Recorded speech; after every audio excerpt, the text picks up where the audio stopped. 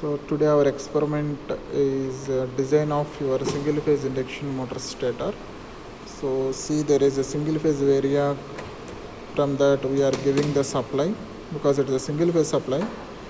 So from this variac we given the supply, that is a 230 volts what mentioned in the kit, and we need to check the value of how much voltage is going to develop across the motor and how much current will starts to flow through the motor terminals. We need to note it down from your ammeter and voltmeter readings, which is displayed on the kit.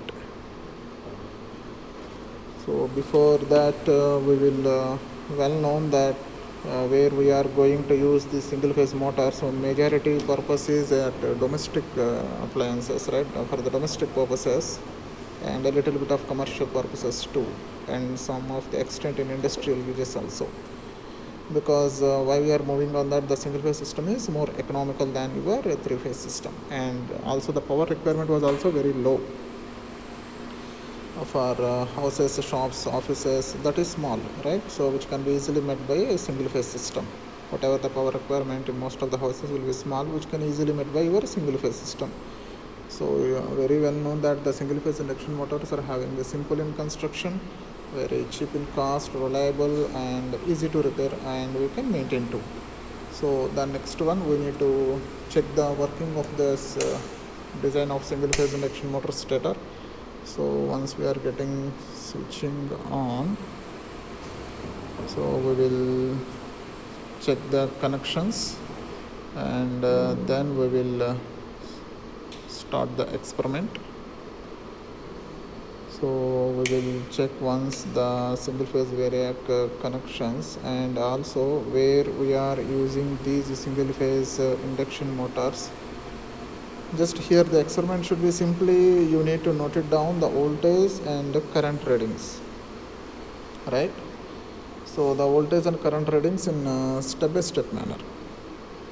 So in a step-by-step manner, in the sense how this stator and the rotor, I think everyone will know that the stator is a stationary part of your induction motor and the rotor is the rotating part of your induction motor, right? So now by slowly varying your variac, see the variation of the voltage, and the motor is still not started. So now it should be 29 volts, 30, 31, 32, 33. Yes, the motor starts running. See the cut view of your single phase induction motor, how the rotor starts rotating the stator terminals and the windings. I think it should be clearly visible, the cut view of your single phase induction motor, and you have to note it down the value of voltage and current at the initial condition in your observation book, that is a 36 volts.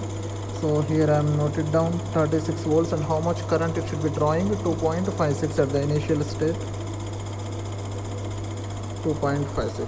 And next we will take the next reading at 50 volts. So the motor starts rotating with high speed.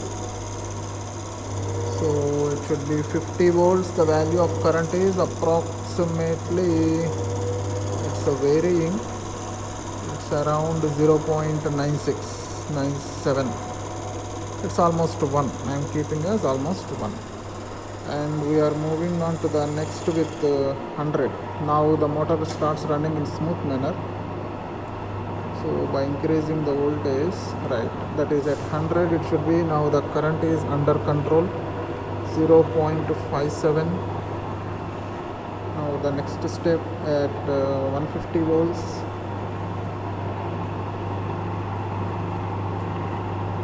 150 volts.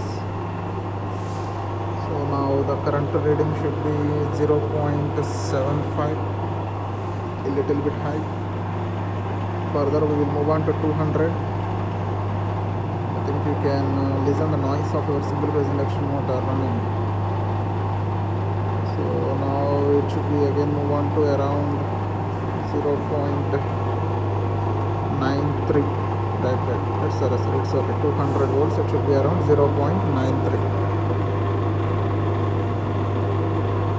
And the last reading where how much supply we given, we need to go for that 230 volts.